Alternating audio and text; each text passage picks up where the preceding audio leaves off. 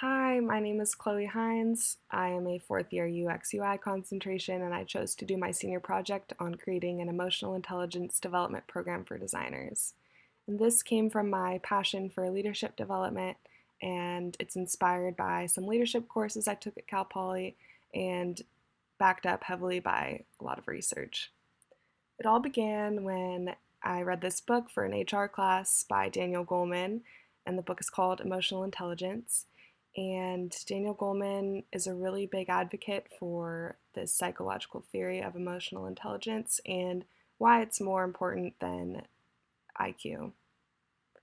He defines emotional intelligence in 5 domains: self awareness, self regulation, internal motivation, empathy, and social skills.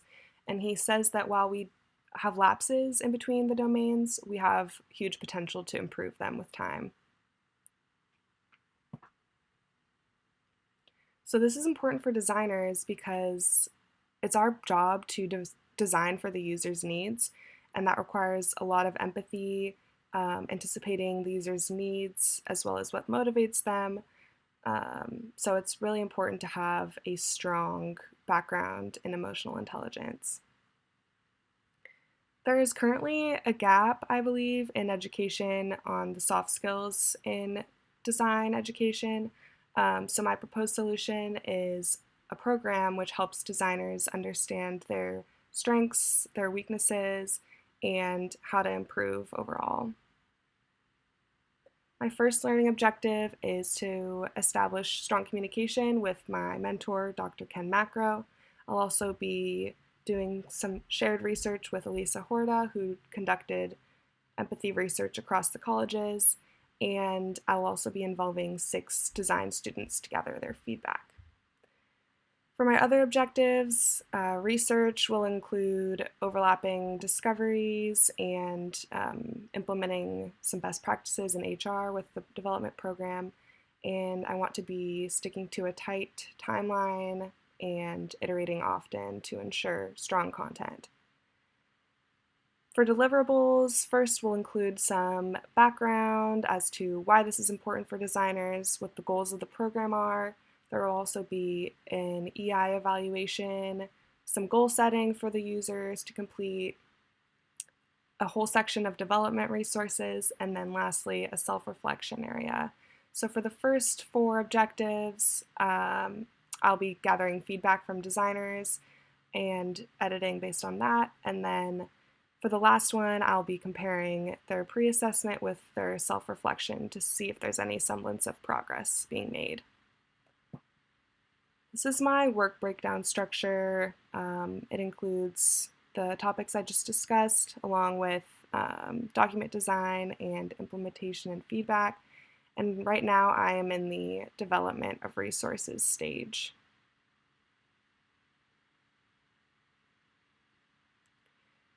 For my project timeline, the dates in red are ones that I've already accomplished. What's in green is what I'm working on currently, and what's in blue is what I have to work on in the future. So I'm choosing to dedicate most of my time on the development resources, as this is a very huge part of my project. And first, I wanted to get some understanding of how to make a strong development program, and I came across this intentional change theory, which pretty much involves the individual in being a catalyst for their progress. So it's just a lot of like goal setting and such. Phase 1, I completed a lot of research on existing assessments, but ultimately, while they were accurate and bias-free and vetted, they were extremely expensive and honestly were mainly used to assess someone's employability. But I decided to choose a free tool.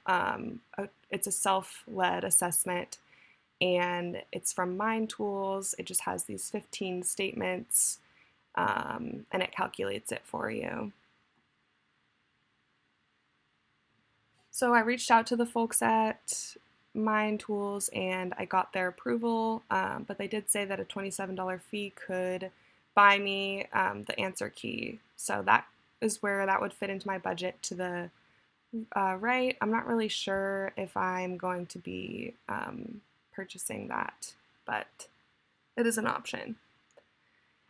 And like I mentioned in my objectives, in order to have synergy across my research, I did a mind map for each of the 5 domains, just to map out what the hallmarks of each domain is, as well as some tips, which include for self-awareness. So far I've got mental noting, which I found from this app called Headspace, and also the ability to recognize strengths and weaknesses through peer feedback, perhaps a SWOT analysis.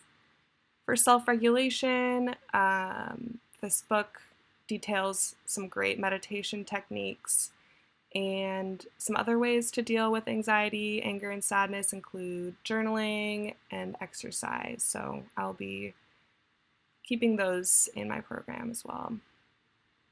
And then for internal motivation tips, for improving optimism, gratitude journals are great. For self-efficacy, there's this thing called the locus of control. So finding balance between that is really great for enhancing motivation. So those are just what I've got so far. Thank you so much for listening to my presentation, and I hope you learned something. Thanks.